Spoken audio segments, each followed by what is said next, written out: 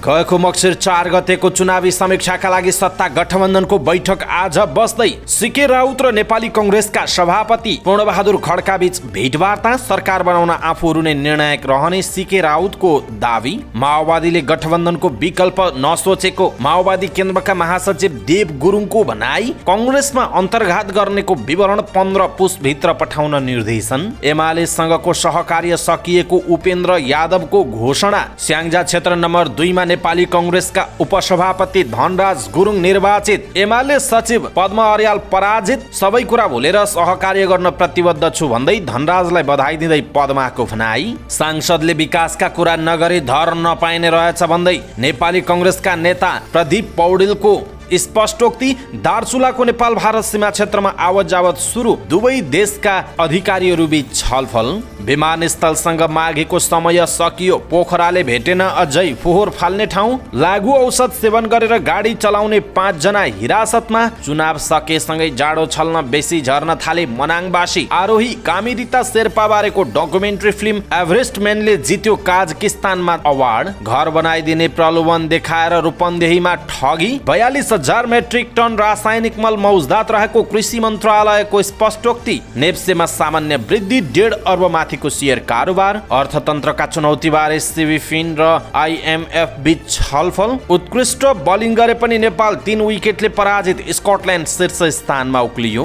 बिहान सबेरै भाले बासेर डिस्टर्ब गरेपछि छिमेकी विरुद्ध प्रहरीमा उजुरी र समाचार पार्टी हेल्थ टिप्स अन्तर्गत आज हामी मौसमी रुगाखोकीका लक्षण र बच्ने उपायको विषयमा जानकारी दिनेछौँ। हामीलाई अन्तिमसम्म हेर्नुहोला। दर्शक महानुभाव नमस्कार, समाचारपाटी.com को न्यूज बुलेटिनमा यहाँलाई हार्दिक स्वागत छ। म प्रहलाद चन्द्र घिमिरे। आज मिति विक्रम सम्वत 2079 साल मक्सिरको 19 गते सोमबार इस्वी सम्वत सन् 2022 डिसेम्बर 5 तारिक आज अन्तर्राष्ट्रिय स्वयंसेवक दिवस, विश्व माटो दिवस। यहाँहरू सम्पूर्णलाई हार्दिक मङ्गलमय शुभकामना छ। सदाको झैँ आज पनि हामी उपस्थित भएका छौँ आजका महत्त्वपूर्ण समाचार, ब्रेकिङ न्यूज अपडेट लगायत तपाईँलाई काम लाग्ने हेर्नै पर्ने महत्त्वपूर्ण खबरहरू लिएर। हामीलाई अन्तिमसम्म हेर्नुहोला। हाम्रो मेहनतका लागि यो भिडियोमा एउटा लाइक अवश्य गर्नुहोला। दर्शक महानुभाव, पलपलको न्यूज अपडेटका लागि हाम्रो च्यानललाई सब्स्क्राइब गर्नुभएको छैन भने कृपया सब्स्क्राइब गर्नुहोस् अनि नजिकै आउने बेल आइकनलाई क्लिक गर्नुहोला। दैनिक रूपमा हेर्नुहुन्छ भने रेगुलर भनेर लेख्नुहोला। आज पहिलोचोटि हेर्दै हुनुहुन्छ भने फर्स्ट टाइम भनेर लेख्नुहोला। देशभित्र हुनुहुन्छ भने आफू रहेको गाउँ ठाउँ सहर जिल्लाको नाम लेख्नुहोला। विदेशमा हुनुहुन्छ भने कुन देशबाट हेरिरहनु भएको छ त्यो कुरा तलको कमेन्ट बक्समा कमेन्ट गर्नुहोला। आउनुहोस् दर्शक महानुभाव, आजका महत्त्वपूर्ण समाचारहरू सुरु गरौँ चुनावी समीक्षाका लागि सत्ता गठबन्धनको बैठक बस्दै गरेको प्रसङ्गबाट। सत्तारूढ गठबन्धनको बैठक आज बस्दैछ। आज दिउँसो 3 बजे बोलाइएको बैठकमा चुनावको समीक्षा गर्नुका साथै अब कसरी अगाडि जाने भनेर छलफल हुने एक नेताले बताउनु भएको छ। माओवादी केन्द्रका महासचिव देव गुरुङले पदाधिकारी बैठकपछि पत्रकारहरूसँगको कुराकानीमा सत्ता गठबन्धनको बैठक बस्ने बताउनु भएको थियो।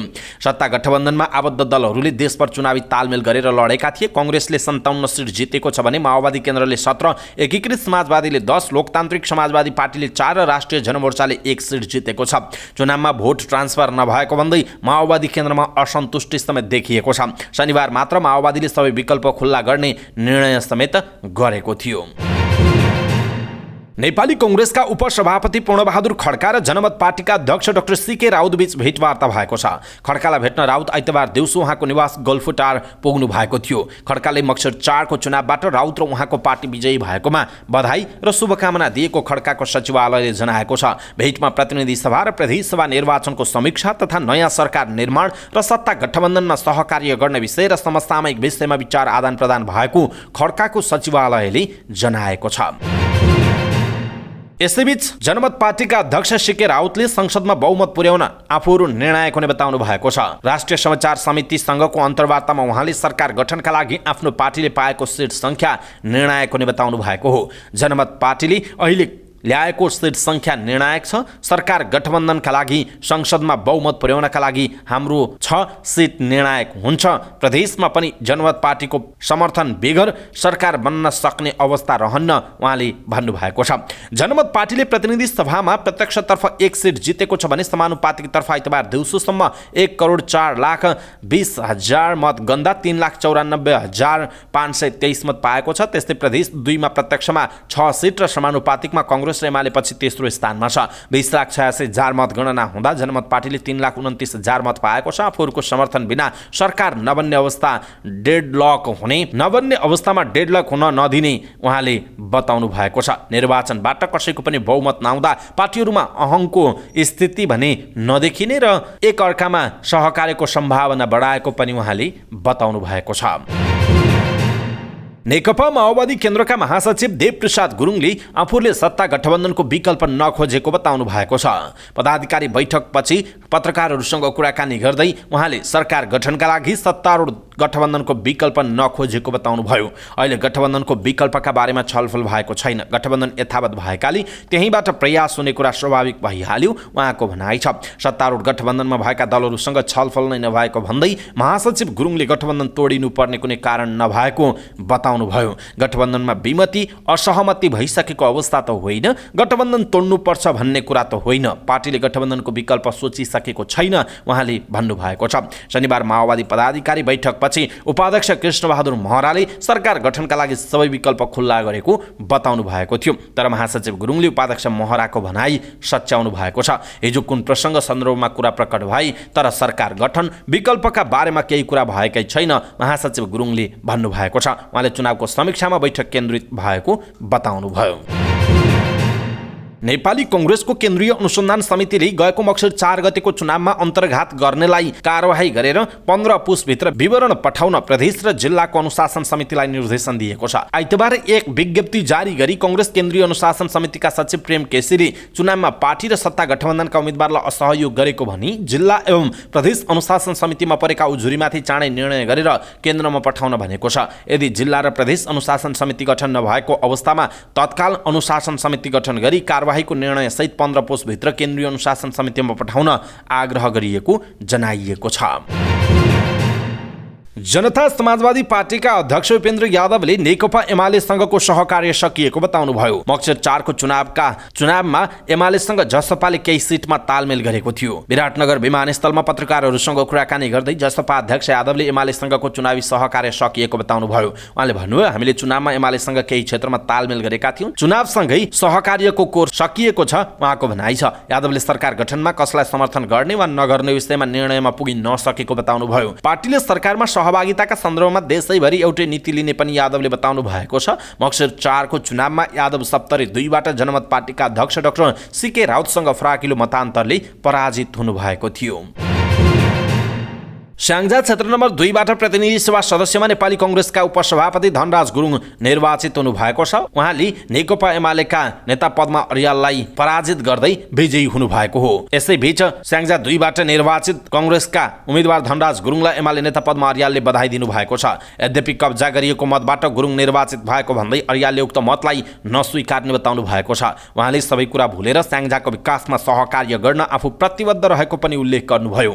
सामाजिक सञ्जालमा अर्यालले लेख्नु भएको छ, हामीले भनेको एउटै कुरा थियो, जनताको मतबाट हामी पराजित हुन तयार छौँ, त्यसलाई हामी सहज रूपमा स्वीकार गर्दछौँ, तर कब्जा गरी खसालिएको मतलाई हामी स्वीकार गर्दैनौँ किनकि लोकतन्त्र र कब्जा आपसमा मेल नखाने विषय हुन् उहाँको भनाइ छ। हाम्रो जायज माग तपाईँले सुन्नु भएन र राज्यबाट समेत सुनवाई भएन, खैर तपाईँलाई पुनः बधाई छ उहाँले लेख्नु भएको छ।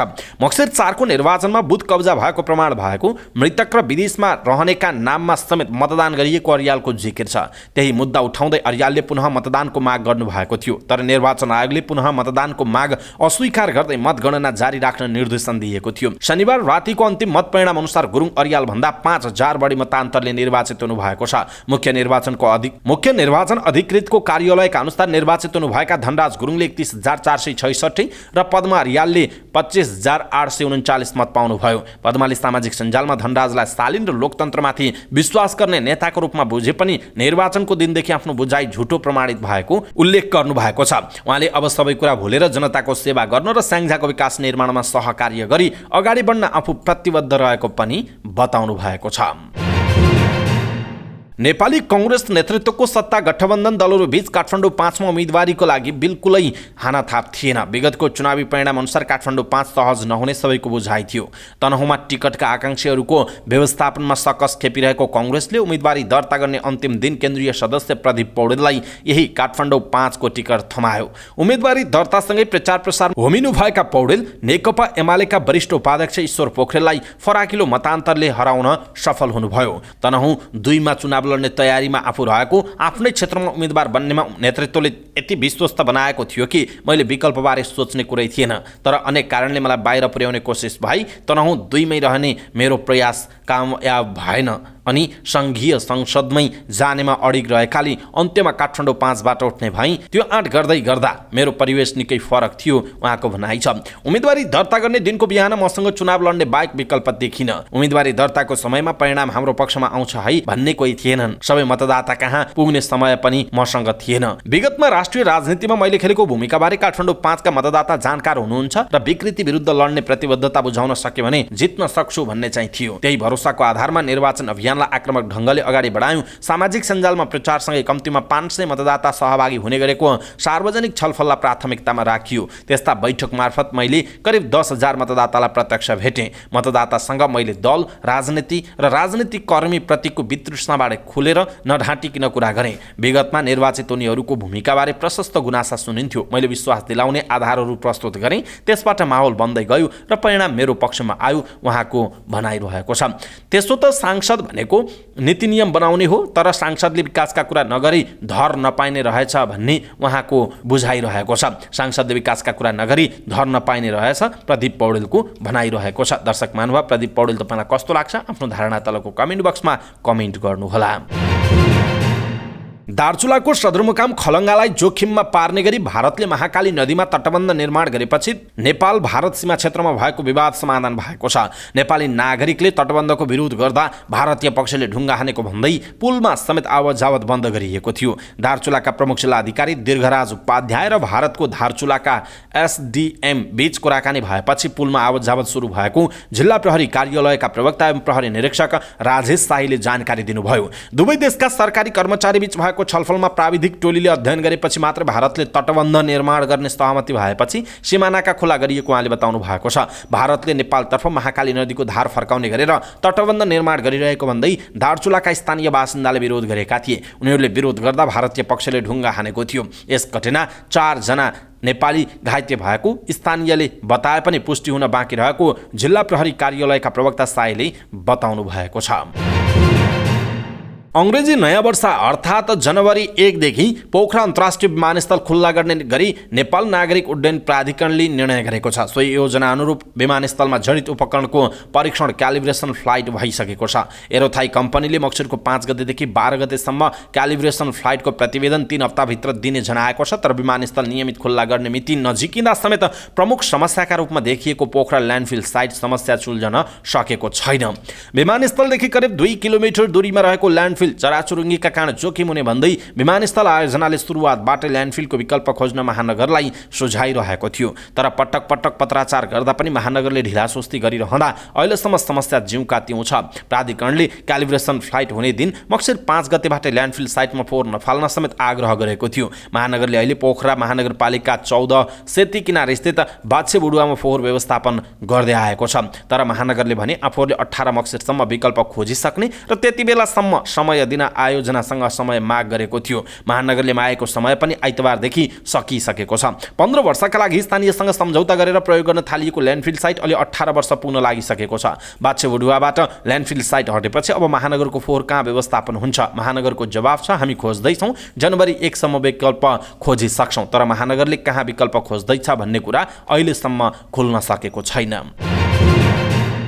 लागु औषध सेवन गरी गाडी चलाउने 5 जना चालकलाई प्रहरीले 5 दिन हिरासतमा राख्न अदालतबाट अनुमति लिएको छ। लागु औषध सेवन गरी सवारी साधन चलाउँदै गर्दा काठमाडौँको तारकेश्वर नगरपालिका 8 शेषमती पुलबाट शनिबार 5 जना चालकलाई नियन्त्रणमा लिएको हो। उनीहरूमाथि अनुसन्धान गर्न प्रहरी वृत्त बालाजुली जिल्ला अदालतबाट 5 दिनको अनुमति लिएको हो। काठमाडौँ उपत्यका ट्राफिक प्रहरी कार्यालय रामशाहपत, लागु औषध नियन्त्रण ब्युरो कोटेश्वर र नेपाल प्रहरी अस्पताल महाराजगञ्जको संयुक्त टोलीले शेषमती पुल स्थित सडकमा सवारी साधन चेक जाँच गर्ने क्रममा 5 जना चालकलाई नियन्त्रणमा लिएको थियो। उनीहरूले लागु औषध सेवन गरेर गाडी चलाएको काठमाडौँ उपत्यका ट्राफिक प्रहरी कार्यालयका सहप्रवक्ता एवं प्रहरी उपरीक्षक अवधेश विष्ट छेत्रीले जानकारी दिनुभएको छ।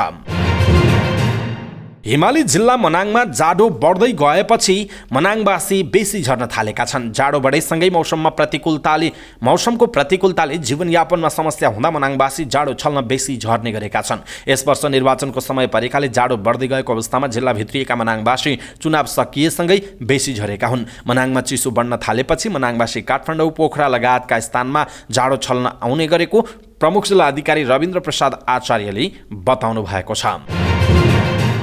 कीर्तिमानी हिमाल आरोही कामिरिता शेर्पा बारेको वृत्तचित्र एभरेस्टम्यानले उत्कृष्ट वृत्तचित्रको अवार्ड जितेको छ। काजाकिस्तानमा भएको वस्ता फिल्म महोत्सवमा उक्त वृत्तचित्रले अवार्ड पाएको हो। अवार्ड प्राप्त गरेपछि निर्देशक विनोद अधिकारीले खुसी व्यक्त गर्नुभयो। उहाँले वृत्तचित्र निर्माणमा सहयोग गरेकोमा आरोही शेर्पालाई धन्यवाद भन्नुभएको छ।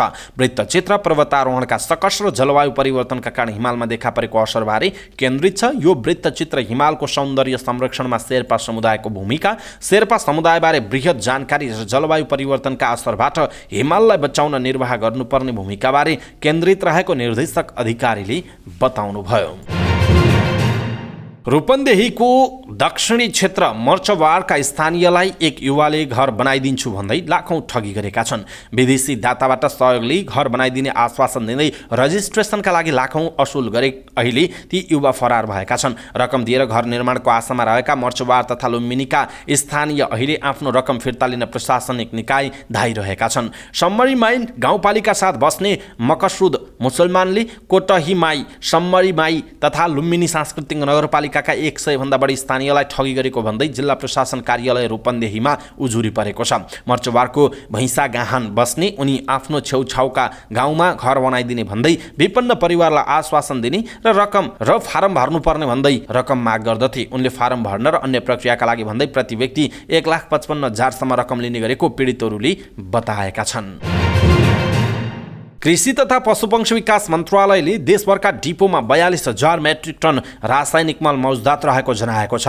आइतबार मलको उपलब्धता बारे विवरण सार्वजनिक गर्दै मन्त्रालयको चालु आर्थिक वर्षको 4 महिनामा 86,246 मेट्रिक टन रासायनिक मल बिक्री वितरण भएको र अझै 42,983 मेट्रिक टन मल मौजुदात रहेको जनाएको हो। मन्त्रालयका प्रवक्ता प्रकाश कुमार सञ्झिलका अनुसार कृषि सामग्री कम्पनीसँग 35,449 मेट्रिक टन र साल ट्रेडिङसँग 7,534 मेट्रिक टन मल मौजुदात रहेको जनाइएको छ। साताको पहिलो कारोबारको दिन आइतबार शेयर बजारमा एकल अङ्कको सामान्य वृद्धि भएको छ। आइतबार बजार परिसूचक नेप्से 2.16 अङ्क 0.11% वृद्धि भएर 1963.22 अङ्कमा बन्द भएको छ। अधिकांश उपसूचकमा वृद्धि भए पनि बैंकिङ, विकास बैंक, वित्त कम्पनी र उत्पादनमूलक उपसूचकमा गिरावट भएको छ। बजारलाई लिड गर्ने बैंकिङ उपसूचक नै घट्दा अधिकांश उपसूचक बढे पनि नेप्सेमा सामान्य मात्रै वृद्धि देखिएको छ। आइतबार जीवन बीमा उपसूचक भने 1.98% वृद्धि भएको छ।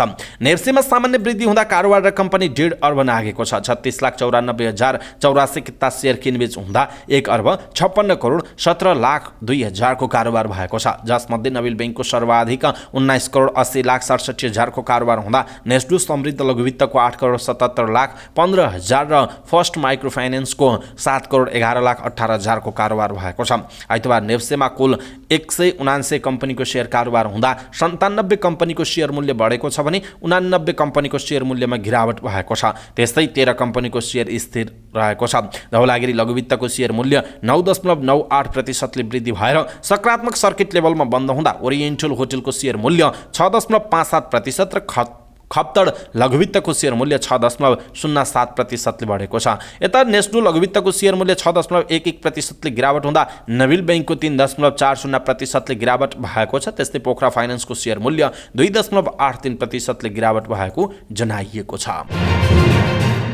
अन्तर्राष्ट्रिय मुद्रा कोष IMF की नेपाल प्रतिनिधि टेरेसा डवान सान्चेजले नेपालको मात्र नभई विश्व अर्थतन्त्र अहिले जटिल बन्दै गएको बताएका छिन्। बैंक तथा वित्तीय संस्था परिसङ्घ नेपाल सिबिफिनसँगको छलफलमा उनले संयुक्त राज्य अमेरिका र युरोपमा समेत आन्तरिक माग र आपूर्तिको अवस्था खलबलिँदा मुद्रास्फीति उच्च भई ब्याज दर बढेको बताएका छिन्। वर्तमान विषम परिस्थितिलाई सहज बनाउन सबै देशहरूले आफ्नो मौद्रिक नीति मार्फत सावधानीपूर्वक परिस्थितिसँग सामना गर्न तयार हुनुपर्ने उनको भनाइ छ। नेपालको अर्थतन्त्र विश्वका दुई ठूला अर्थतन्त्र र बजार भएका भारत र चीनको बीचमा रहेकाले नेपालले उत्पादनमूलक क्षेत्रमा लगानी विस्तार गर्दै उत्पादकत्व वृद्धि, आन्तरिक उपयोगमा प्रोत्साहन र विशिष्ट विशेषता भएका मौलिक उत्पादनहरूको निर्यात प्रवर्धनमा जोड दिनुपर्ने उनको सुझाव रहेको छ। छलफलमा सिबिफिनका अध्यक्ष पवन कुमार गोल्यानले कम उत्पादनमूलक क्षेत्रमा अत्याधिक लगानी भएका कारण पनि नेपालको उत्पादन प्रणाली र कृषि क्षेत्र कमजोर रहेको टिप्पणी गरेका छन्। उनले कम उत्पादनमूलक क्षेत्रमा अत्याधिक लगानीको प्रत्यक्ष असर आयातमा परेको बताएका छन्। नामिबियामा भइरहेको आइसिसी क्रिकेट विश्वकप लिग 2 मा नेपाल आइतबार स्कटल्यान्डसँग पराजित भएको छ। विन्डहोक स्थित युनाइटेड क्रिकेट क्लब ग्राउन्डमा भएको खेलमा नेपालले दिएको 138 रनको सामान्य लक्ष्य स्कटल्यान्डले 32.1 ओभरमा 7 विकेट गुमाएर पूरा गरेको हो। लो स्कोरिङ खेलमा दुवै टोलीले ब्याटिङमा सङ्घर्ष गरेका थिए। नेपालले थोरै रन बनाए पनि उत्कृष्ट बलिङ गर्दै स्कटल्यान्डको 7 विकेट लिन सफल भएको थियो। यस जितपछि 30 खेलबाट 44 अङ्क जोड्दै स्कटल्यान्ड शीर्ष स्थानमा उक्लेको छ भने शीर्ष 3 मा रहँदै अर्को वर्ष हुने ओडिआई विश्वकपको ग्लोबल क्वालिफायरमा पनि लगभग स्थान पक्का गरेको छ। लिग 2 मा सबै 36 खेल नै खेलिसकेको ओमानको पनि 44 अङ्क नै रहेको छ। तर राम्रो नेट रन रेटमा स्कटल्यान्ड शीर्ष स्थानमा छ। नेपाल भने 22 खेलपछि 18 अङ्कसहित 6औं स्थानमा छ। पहिलो खेलमा नामिबियालाई हराएको स्कटल्यान्डले नेपाललाई हराएर श्रृङ्खलामा लगातार दोस्रो जित निकालेको हो। स्कटल्यान्डका लागि क्रिस्टोफर म्याब्रिड्जले सर्वाधिक 43 रन बनाए। ब्रान्डन म्याकमुलेनले अभिजित रहँदै 32 रन बनाए। त्यस्तै माइकल लिस्कले 22 रन जोडे। नेपालका लागि सागर ढकाल, गुलसन झा र ललित राजवंशीले समान 2 विकेट लिए। त्यस्तै दिपेन्द्र सिंह ऐरीले 1 विकेट लिए। त्यसअघि टस हारेर पहिला ब्याटिङ गरेको नेपालले 40.1 ओभरमा सबै विकेट गुमाएर 137 रन बनाएको थियो। नेपालले अब बुधबार नामिबिया र बिहिबार स्कटल्यान्डसँग खेल्ने जनाइएको छ। बिहान सबेरै कुखुराको भाले जब बास्न थाल्छ तब उठ्ने समय हुन्छ भनेर हामी बुझ्छौँ। तर सबैलाई कुखुरी काँको आवाजसँगै उठ्ने मौका मिल्दैन। कतिपयलाई कुखुराको आवाज नै मन नपर्न पनि सक्छ। छिमेकी मुलुक भारतमा कुखुराकै कारण प्रहरीमा उजुरी नै परेको छ। मध्य प्रदेशमा एकजना व्यक्तिले छिमेकीको कुखुरा जोरदार रूपमा बास्दा होहल्ला भएर आफूलाई दिक्क लागेको भन्दै प्रहरीलाई गुहारेका छन्। पेसाले चिकित्सक रहेका ती व्यक्ति छिमेकीको कुखुराको आवाजले निकै बेखुसी थिए। त्यसैले उनले छिमेकीको कुखुराको आवाज बन्द गराउन माग गर्दै प्रहरीमा निवेदन दिएका छन्। अनौठो निवेदन प्राप्त भएपछि प्रहरीले दुवै पक्षसँग छलफल गरेर समस्या सुल्झाउने बताएको छ। यदि त्यसो गर्दा पनि समस्या समाधान नभएमा कानुनी प्रक्रिया अगाडि बढाइनेछ। स्थानीय पलासिया प्रहरी चौकी प्रमुखका अनुसार छिमेकीको कुखुरा विरुद्ध उजुरी दिने चिकित्सकको नाम आलोक मोदी हो। उनी पलासिया क्षेत्रको ग्रेटर कैलाश अस्पताल नजिकै बस्छन्। उनको निवेदन अनुसार छिमेकी एक महिलाले घरमा धेरै कुखुरा पालेकी छिन्। हरेक बिहान उनको घरका कुखुराहरू चर्को आवाजमा चिच्याउने र त्यो आवाजले आफूलाई धेरै नै बाधा परेको उनको जिकिर रहेको छ। कामको व्यस्तताले रात अबेर घर आउने र बिहान निन्द्रामै रहेका बेला कुखुराको चर्को आवाजले आफूलाई समस्यामा पार्ने गरेको उनले बताएका छन्। दर्शक महानुभाव, यसप्रति तपाईँको धारणा के छ? आफ्नो धारणा तलको कमेन्ट बक्समा कमेन्ट गर्नुहोला। समाचार पार्टी न्युज बुलेटिनमा पालो भएको छ समाचार पार्टी हेल्थ टिप्स। आजको समाचार पार्टी हेल्थ टिप्समा हामीले मौसमी रुगाखोकीका लक्षण र बच्ने उपायको विषयमा जानकारी दिनेछौँ। हामीलाई अन्तिमसम्म हेर्नुहोला। मौसमी रुगाखोकी तथा ज्वरोले विभिन्न उमेर समूहका व्यक्तिहरू बिरामी हुने गर्छन्। यो रोगको प्रकोप नेपालका विभिन्न भूभागमा समय समयमा देखिने गरेको छ। वर्षायामको सुरु तथा अन्त्य, जाडोयामको सुरु तथा अन्त्यमा साधारणतया रुगाखोकी, ज्वरो, इन्फ्लुएन्जाका बिरामी बढी देखिने गर्छन्। मौसमी रुगाखोकीका लक्षणहरू: ज्वरो आउने 100.4 डिग्री फेरेनहाइट भन्दा बढी, टाउको दुख्ने, घाँटी दुख्ने, रुगाखोकी लाग्ने, श्वास फेर्न गाह्रो हुने, बच्चाहरूलाई झाडा पखाला समेत हुन सक्छ। बच्ने उपाय: खोक्दा, हाच्छिउँ गर्दा सफा कपडा वा रुमाल वा पाखुराले नाक मुख छोप्ने गरौँ। साबुन पानीले मिची हात धुने बानी गरौँ। पोसिलो र झोल पदार्थ प्रशस्त मात्रामा पिउने गरौँ। ज्वरो आएको व्यक्तिले नगुम्सिएको हावा ओहोरदोहोर हुने कोठामा आराम गरौँ। अनावश्यक रूपमा मानिसको भिडभाड भएको ठाउँमा नजाउँ। ज्वरो रुगाखोकी लागेका बिरामीको घरेलु उपचारबाट स्वास्थ्यमा सुधार नभएमा आवश्यक उपचारका लागि नजिकैको स्वास्थ्य संस्थामा लैजाउँ। शङ्कास्पद रोगी व्यक्तिबाट सकभर टाढै बसौँ। आँखा, नाक तथा मुखमा अनावश्यक रूपमा हात नलैजाउँ। सकभर अरू व्यक्तिहरूसँग हात नमिलाउने, नमस्कार गर्ने काम गरौँ। अरूले प्रयोग गरेका रुमाल, कपडा प्रयोग नगरौँ। नाक, मुख छोप्दा प्रयोग भएका रुमाल राम्ररी धोएर वा सफा गरेर मात्र पुनः प्रयोग गर्ने गरौँ।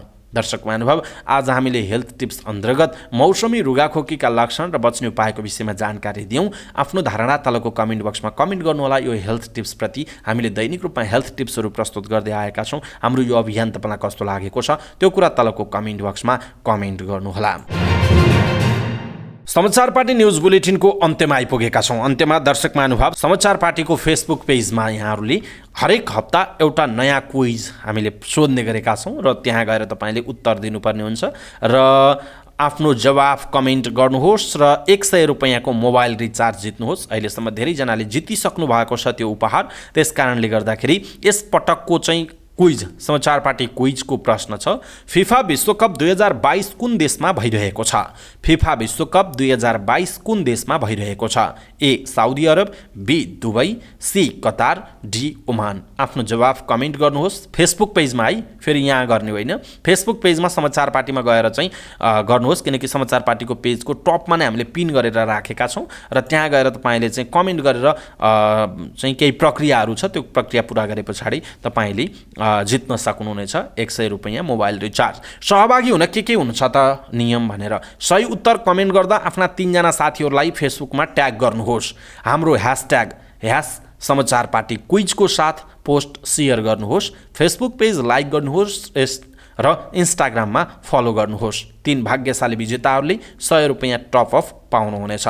दिएको सबै मापदण्ड पुरा गरी सही उत्तर दिने 3 जना विजेता गोला प्रथाद्वारा छानिनेछ र तपाईँले पहिला गलत उत्तर लेखेर एडिट गरेर पछि सही उत्तर लेखेका कमेन्ट चाहिँ अयोग्य ठहरिनेछन् र यसको अन्तिम नतिजा, यो हप्ताको अन्तिम नतिजा चाहिँ प्रकाशन चाहिँ डिसेम्बर 9 मा हुनेछ। दर्शक महानुभाव, तपाईँहरूले फेसबुक पेजमा समाचार पार्टी सर्च गर्नुहोस् र समाचार पार्टीको फेसबुक पेजमा समाचार पार्टी क्विज छ, त्यो क्विजमा गएर तपाईँले चाहिँ सही उत्तर लेख्नुहोस्। 3 जना साथीलाई त्यही कमेन्टमा ट्याग गर्नुहोस् र त्यो पोस्टलाई सेयर गर्नुहोस्। समाचार पार्टी क्विज लेखेर आफ्नो फेसबुक पेजमा, आफ्नो फेसबुक प्रोफाइलमा सेयर गर्नुहोस्। सही उत्तर लेखिनु भएको छ भने गोला प्रथामा पर्नुहुन्छ र यदि तपाईँ चाहिँ भाग्यशाली ठानिनु भयो भने तपाईँले पुरस्कार जित्नुहुनेछ। हवस् त दर्शक महानुभाव, आजका महत्त्वपूर्ण समाचार, ब्रेकिङ न्युज अपडेट लगायत तपाईँलाई काम लाग्ने हेर्नै पर्ने महत्त्वपूर्ण खबरहरू यति नै। हामीले प्रस्तुत गरेका यी समाचारहरूप्रति तपाईँको धारणा के छ? आफ्नो धारणा तलको कमेन्ट बक्समा कमेन्ट गर्नुहोला। हाम्रो मेहनतका लागि यो भिडियोमा एउटा सानो लाइक अवश्य गर्नुहोला। दर्शक महानुभाव, पलपलको न्युज अपडेटका लागि हाम्रो च्यानललाई सब्स्क्राइब गर्नुहोस् अनि नजिकै आउने बेल आइकनलाई क्लिक गर्नुहोला। पलपलको न्युज अपडेटका साथ फेरि हाम्रो भेट हुनेछ। तपाईँ समाचार पार्टी हेर्दै गर्नुहोस्। नमस्कार।